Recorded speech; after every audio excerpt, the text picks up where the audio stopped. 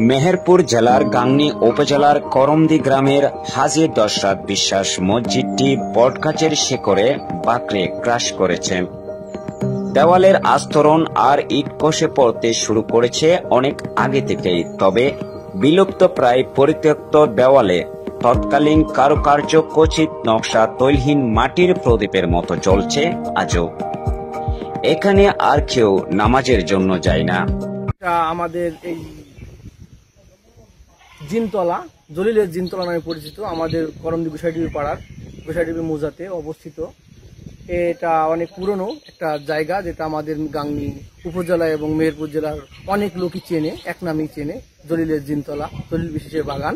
তো এখানে আমাদের 7 পুরুষ আগের পূর্বপুরুষের কবর স্থান আছে, যার নাম দশরথ হাজী। ঐতিহাসিক এই মসজিদটি সংস্কার না করার কারণে ধ্বংসের পথে। বলছিলাম মেহেরপুর গাংনী উপজেলার করমদি গ্রামের গোসাইডুবি মসজিদের কথা। মসজিদের অবশিষ্ট অংশ বুকে আঁকড়ে রেখেছে বিশাল আকৃতির এক বটবৃক্ষ। মসজিদটির পুরাতন অবয়ব ধরে সংস্কারের দাবি স্থানীয়দের। এটা বিলুপ্তির পথে, এটা একটা দর্শনীয় জায়গা, অনেক লোক প্রতিনিয়তই দেখতে আসে। মেহেরপুর জেলার প্রত্যন্ত গ্রাম থেকে আসে, অনেক দূর দূরান্ত থেকেও আসে। মাঝে মধ্যে দেখি ঢাকা থেকে, চীন থেকে, কিছু লোক জাপান থেকে আসে, তারা এখানে দেখতে আসে। আমরা চাই মাননীয় সংসদ গাংনী 2 মেহেরপুর নাজমুল হক সাগর ভাইয়ের কাছে যে আমাদের রাস্তাটা সংস্কার, মানুষ যেন আসতে পারে, জায়গা দেখতে পারে। জানা গেছে 1864 সালে মেহেরপুর জেলার গাংনী উপজেলার করমদি গ্রামের হাজী দশরথ বিশ্বাস মসজিদটি নির্মাণ করেন। হেঁটে হজ করার পর ধর্মীয় উপাসনার জন্য মসজিদটি নির্মাণের পর মসজিদটির আশেপাশে গড়ে ওঠে জনবসতি। তার মৃত্যুর পর মসজিদটি দেখভাল করার কেউ ছিল না। অন্যদিকে জিন পরীর আচর হতে পারে এমন গুজবে এবং হনুমানের অত্যাচারে ওখানকার বসতিরা অন্য স্থানে চলে যায়।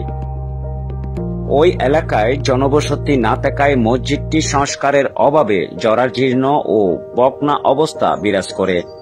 মসজিদটির দেওয়ালে গজিয়ে উঠে একটি বটগাছ। গাছটি বিশাল আকৃতি ধারণ করেছে। বটের শেকড় চারদিকে ছড়িয়ে পড়ে মসজিদটির অস্তিত্ব বিলীন করে ফেলেছে।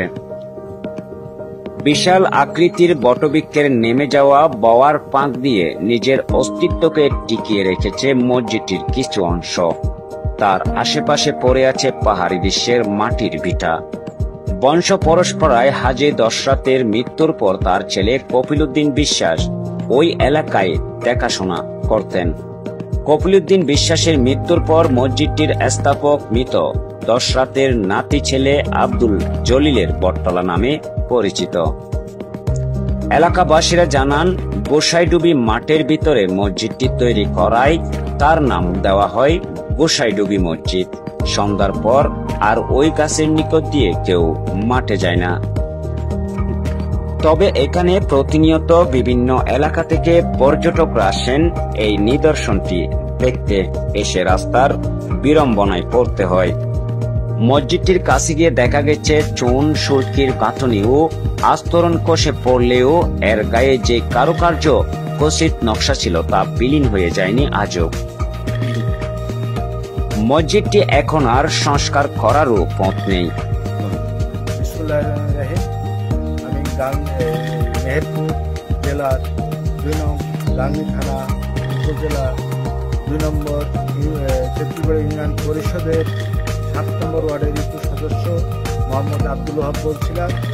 আমার ওয়ার্ডের গোসাইডুবি গ্রামের ইয়াসুলার বাড়ি হইতে গরিবপুর পাকা রোড সম্মুখীন একটা পূর্বের ঐতিহ্য বটগাছ, এবং সেই বটগাছে একটা মসজিদ সম্বলিত আছে।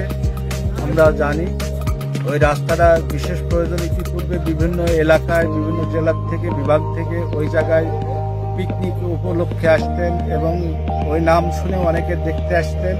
রাস্তাটা অবহেলার কারণে রাস্তাটা চলমান আর নাই বলা যায়। এই কারণে যোগাযোগ বিচ্ছিন্ন হওয়ার কারণে বাইরের কোনো মেহমানরা আর আসছে না। এই রাস্তাটার জরুরি প্রয়োজন। স্থানীয় ইউপি সদস্য জানান, বারবার ঊর্ধ্বতন কর্মকর্তাদের জানানো হলেও মসজিদটির সংস্কারের জন্য কেউ এগিয়ে আসেনি।